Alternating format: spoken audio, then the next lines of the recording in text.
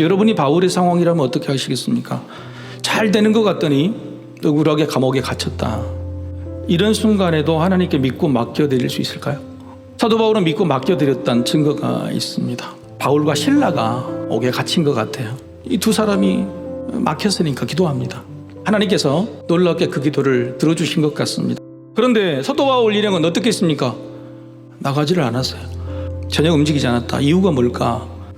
이걸 응답이라고 생각하지 않고 그래서 움직이지 않았던 것입니다. 믿고 맡겨드린다는 뜻은요, 나의 뜻보다 하나님의 뜻, 나의 계획보다 하나님의 계획, 나의 목적보다 하나님의 목적이 맞다고 맡겨드리는 거죠. 하나님의 목적이 이루어지는 것이 사도 바울의 기도였다. 그것은 옥에서 나가는 것이 아니었다고 하는 겁니다. 자, 그럼 하나님의 목적이 뭡니까? 이방인을 구원하는 것이죠. 진짜로 그 이방인이 구원을 받았어요. 그런데 여러분 질문 한번 드려볼까요? 간수가 구원을 받고 간수의 가족이 구원을 받은 것은 옥문이 열린 것 때문에 구원받은 겁니까? 아니면 옥문이 열려도 나가지 않은 것 때문에 구원받는 겁니까? 옥문이 열려도 나가서 구원받는 게 아니라 나가지 않았기 때문에 구원받게 되는 거잖아요.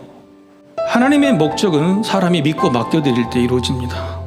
하나님의 목적을 사람이 신뢰해서 같은 목적으로 삼을 때 이루어지죠. 그러니까 우리가 하나님을 전적으로 신뢰, 믿고 맡겨드리는가, 나의 인생, 나의 삶, 나의 꿈의 목적이 하나님의 목적과 같은가, 이게 내 삶에 맡길 때마다 풀어지는 방법이에요. 여러분 인생의 목적이 뭡니까? 왜 사십니까? 사는 의미와 가치가 뭡니까?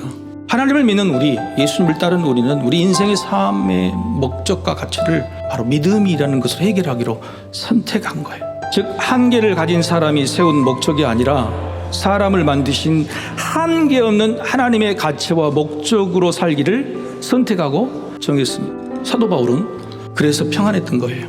하나님의 목적은 이방인 구원입니다.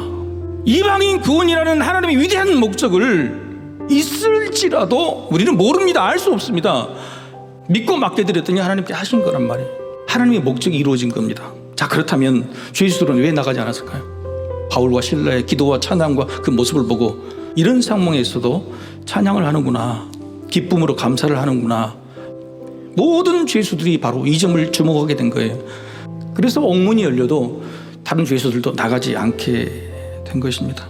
바울과 실라의 인생 목적은요, 찬양이었습니다.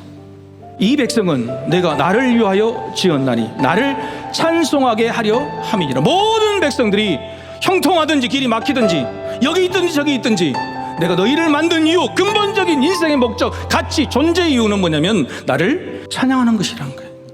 찬양이라는 인생 목적이 구원이라는 목적보다 우선이고 본질이라는 뜻이에요. 우리는 구원받기 위해서 갑니다. 그러나 구원은 우리가 하는 게 아니에요. 이방인 구원도 간수의 구원도 사도 바울이 목적한 게 아니에요. 몰랐어요.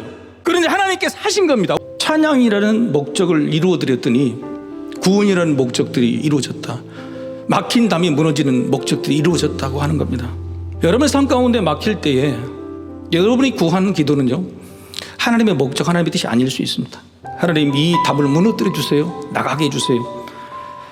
그럴 때 하나님이 나를 향하신 목적이 뭔가를 다시 곰곰이 생각해 보십시오.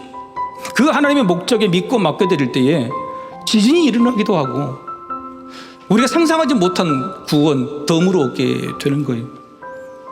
바로 그 목적이 뭐냐면 힘들고 어려운 자리, 옥 같은 막힌 곳에서 하나님을 찬양하는, 믿고 맡겨드리는 찬양이, 그 찬양이 여러분의 인생에 큰 힘이 되실 줄로 믿습니다.